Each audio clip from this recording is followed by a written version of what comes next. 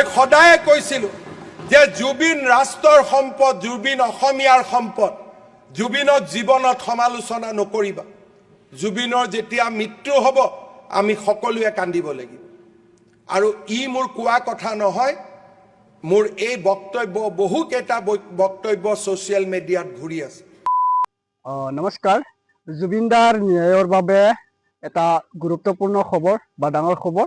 তো আপোনালোকে নিউজত দেখিছা যে শ্যাম কানু মহন্ত আৰু সিদ্ধাৰ্থ শৰ্মা আদালতত চাৰ্জশ্বিট চলি আছে বা কেতিয়া ন্যায় দিব, জুবিনদাক কেতিয়া ন্যায় দিব। আমাৰ গৰিমা বৌয়ে ৱাইট কৰি আছে যে জুবিনদাৰ ন্যায় লাগিব, জুবিনদাৰ ন্যায় লাগিব। আৰু আমি এইটো বিচাৰিছোঁ অকল জুবিনদাৰ বাবে ন্যায় গৰিমা বৌক নালাগে, আমাকো লাগে, আমাৰ ৰাইজৰ ৰজা সকলক লাগে, সকলোকে ন্যায় লাগে। আমাৰ জুবিনদাৰ ভগৱান আছিলে, আমাৰ জুবিনদাৰ ইমান যে ফেন আছিল যে জুবিনদাক কেতিয়াও ভাবা নাছিল যে মানুহে মানুহক কেনেকৈ এনেকুৱা হত্যা কৰা হ'ব। তো আপোনালোকে ভাবি চাওক, শ্যাম কানু আৰু সিদ্ধাৰ্থে জুবিনদাৰ লগত থাকি কেইবছৰ থাকি ডাঙৰ হ'ল। জুবিনদাৰ বাবে টকাখিনি মানে লুটিলে, ঘৰ বাৰী বনালে জুবিনদাৰ টকাৰে। তো জুবিনদাক হত্যা কৰিব কি কথা আছিলে ইয়াতে, মানে কি জুবিনদাৰ বাবে কি প্লেনিং কৰি আছে, জুবিনদাক ছিংগাপুৰত লৈ যাম আৰু হত্যা কৰিম এইবিলাক। তো আপোনালোকে কওক, জুবিনদাৰ বাবে ন্যায় লাগিব নে নাই?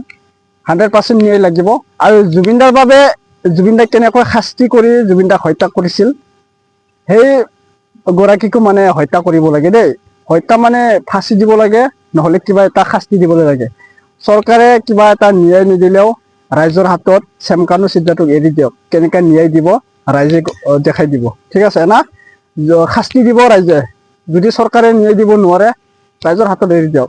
আৰু সকলো টাইমতে আমাৰ গৰিমা বৌয়ে কৈ আছে যদি জুবিনদাৰ ন্যায় দিব নোৱাৰে তেতিয়াহ'লে ন্যায় বুলি কোৱা শব্দটো এৰিয়ে দিয়ক। আৰু আমিও কৈছোঁ যদি জুবিনদাৰ ন্যায় দিব নোৱাৰে, সামান্য মানুহে কিবা এটা ঘটনা হ'লে, দুৰ্ঘটনা হ'লে কিবা ন্যায় পাব জানো? কোনো নাপাব। জোনমণি ৰাভাই এতিয়া ন্যায় পাইছে জানো? পাৱাই নাই। ইমান ডাঙৰ জোনমণি ৰাভাক যদি ন্যায় দিব পৰা নাই, আমাৰ ইমান ডাঙৰ আৰু শিল্পীক যদি জুবিনদাক ন্যায় দিব নোৱাৰে, সামান্য মানুহে কিবা এটা ঘটনা হ'লে কেতিয়াও ন্যায় নাপাব। ঠিক আছে। আৰু জুবিনদাৰ মায়াবিনী গীতটো এৰি কিবা এটা নতুন গান বোলে ফেমাছ কৰি আছে, মানে জুবিনদাৰ গানটো ফেলি দিলাক। মানে আপোনালোকে চাই লওক, আমাৰ অসমৰ মুখ্যমন্ত্ৰী ডক্টৰ হিমন্ত বিশ্ব শৰ্মা ডাঙৰীয়াই মামাই কি কথা ক'লে আপোনালোকে নিউজত চাই ল'ব। মই দি দিছোঁ বাৰু, ফুল ভিডিঅ' চাই ল'ব। তো চাই লোৱা। পোনপ্ৰথমে মোৰ চেনেলত স্বাগতম জনালোঁ। যদি চেনেলত নতুনবাৰ আহিছে ছাবস্ক্ৰাইব কৰি ল'ব। আৰু কোনটো ডিষ্ট্ৰিক্টৰ পৰা মোৰ ভিডিঅ' চাই আছে আপোনালোকে কমেণ্ট কৰি জনাই দিব দেই। ঠিক আছে, ভিডিঅ' চাই লোৱা। জুবিনদাৰৰ বাবে শ্বেয়াৰ কৰি দিয়া, লাইক কৰি দিয়া আৰু শ্বেয়াৰ জৰুৰ কৰিবা। জাষ্টিছ ফৰ জুবিন গাৰ্গ বুলি লিখি দিবা। জুবিন গাৰ্গৰ নামত মুখ্যমন্ত্ৰী হোৱাৰ সপোন দেখিব লাগে নেকি অধ্যক্ষ মহোদয়? কি কৰি দিলে অসমৰ মানুহে? নিৰ্বাচনৰ আগত আৰু এটা বিতৰ্ক আৰম্ভ কৰা হৈছিল, মায়াবিনী আৰু দয়াবিনী। জুবিন গাৰ্গ আমাৰ হিয়াৰ আমঠু আছিল। জুবিনৰ মায়াবিনীয়ে অজস্ৰ অসমীয়াক ৰোমাঞ্চিত কৰে। জুবিনৰ গানে, জুবিনৰ শিল্পই, জুবিনৰ জীৱনে অজস্ৰ অসমীয়া যুৱক যুৱতীক যুগে যুগে প্ৰভাৱিত কৰি থাকিব।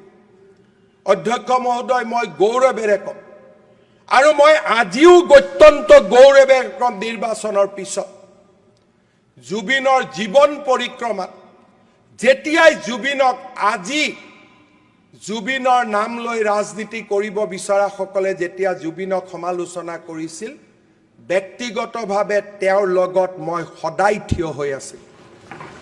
মই সদায় কৈছিলোঁ যে জুবিন ৰাষ্ট্ৰৰ সম্পদ, জুবিন অসমীয়াৰ সম্পদ। জুবিনৰ জীৱনত সমালোচনা নকৰিবা। জুবিনৰ যেতিয়া মৃত্যু হ'ব আমি সকলোৱে কান্দিব লাগিব। আৰু ই মোৰ কোৱা কথা নহয়, মোৰ এই বক্তব্য বহুকেইটা বক্তব্য ছ'চিয়েল মিডিয়াত ঘূৰি আছে। অধ্যক্ষ মহোদয়, জুবিনক জীৱনত সন্মান কৰা আৰু মৃত্যুৰ পিছত ব্যৱহাৰ কৰিব বিচৰা দুখন সমাজৰ সৃষ্টি হৈছিল ইলেকশ্যনৰ আগত। যিসকলে জীৱনকালত জুবিনক নিৰ্মমভাৱে সমালোচনা কৰিছিল তেওঁলোকে জুবিনৰ সমাধিলৈ গৈ অসমৰ ৰাজনৈতিক যুদ্ধখনক তেওঁলোকৰ ফালে লৈ যাবলৈ চেষ্টা কৰিল যিসকলে নিজৰ জুবিনক যিসকলে নিজৰ জীৱনত নিজৰ সমষ্টিলৈ এবাৰো অনুষ্ঠানৰ বাবে নিমন্ত্ৰণ কৰা নাছিলে ৰাতি ৰাতি তেওঁলোক জুবিনৰ সমৰ্থক হৈ পৰিছিল কিন্তু দুৰ্ভাগ্য তেওঁলোকৰ মুখেদি মায়াবিনী ওলাইছিল তেওঁলোকৰ মুখেদি দয়াবিনী ওলাইছিল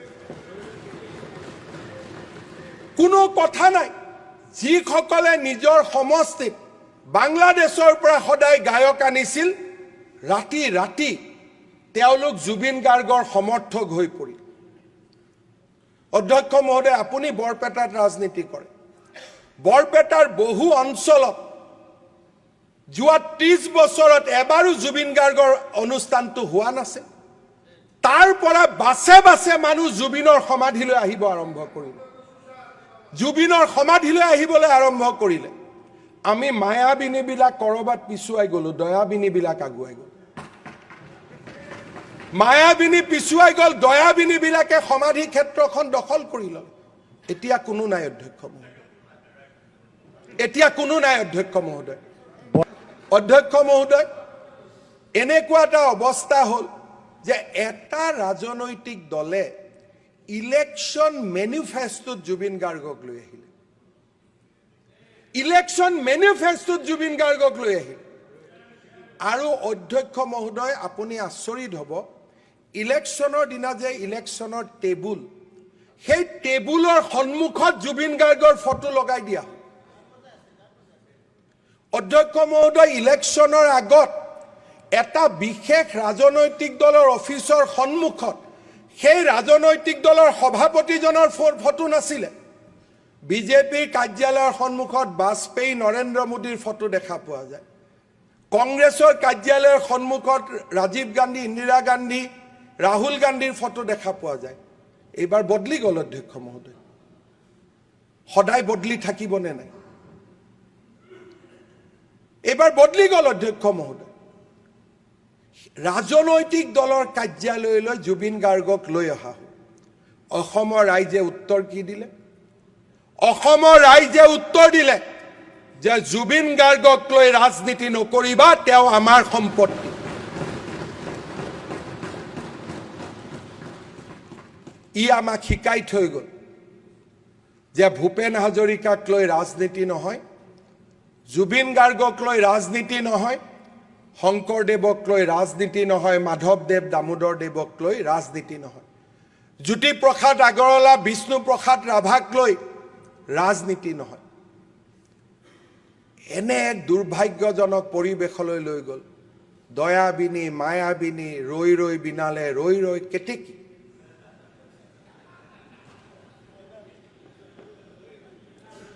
কিমান তললৈ যাব পাৰে অধ্যক্ষ মহোদয় ৰৈ ৰৈ বিনালৈ ৰৈ ৰৈ কেতেকী ইউটিউব ভৰি গল দয়াবিনী অধ্যক্ষ মহোদয় আজিৰ দিনটোত আমি সংকল্প ল'ব লাগিব যে অসমৰ জাতীয় জীৱনৰ সিংহ পুৰুষসকলক লৈ আমি ৰাজনীতি নকৰোঁ এই নিৰ্বাচনে আমাক শিকাই থৈ গল দুটা মেছেজ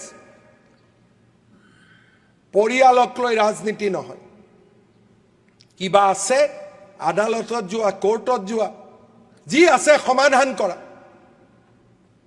আৰু শংকৰদেৱ মাধৱদেৱ জ্যোতি বিষ্ণু ফণী শৰ্মা জুবিন গাৰ্গ ভূপেন হাজৰিকা উপেন ব্ৰহ্ম ইয়াক লৈ ৰাজনীতি নহয়